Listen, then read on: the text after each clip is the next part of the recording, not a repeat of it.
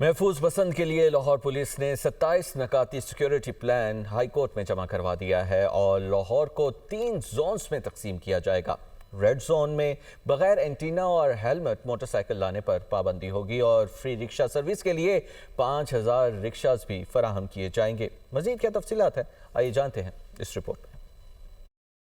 بسنت کی اجازت کے خلاف جوڈیشل ایکٹیویزم پینل کی درخواست کا معاملہ سی سی پی او نے محفوظ بسنت کے لیے رپورٹ لاہور ہائی کورٹ میں جمع کروا دی۔ پولیس کی رپورٹ دنیا نیوز نے حاصل کر لی ہے۔ رپورٹ میں کہا گیا ہے کہ 10 برسوں کے تجزیے کی بنیاد پر پتنگ بازی کے لیے ہاٹ اسپاٹ ایریاز کا تعین کیا گیا ہے۔ پتنگ بازی کے لیے لاہور کو 3 زونز ریڈ، یلو اور گرین میں تقسیم کیا جائے گا۔ بسنت کے دنوں میں ریڈ زونز میں بغیر اینٹینا موٹر سائیکل لانے کی اجازت نہیں ہوگی۔ ریڈ زون میں موٹر سائیکل سوار دونوں افراد کے لیے ہیلمٹ پہننا لازمی ہوگا۔ بسنت کے دنوں میں چھتوں پر غیر قانونی سرگرمیاں روکنے کے لیے فورس تعینات ہوگی۔ ہنگامی حالات سے نمٹنے کے لیے کوئک رسپانس ٹیمیں موجود رہیں گی۔ بجلی کے حادثات سے بچنے کے لیے لیسکو سے مکمل تعاون کیا جائے گا۔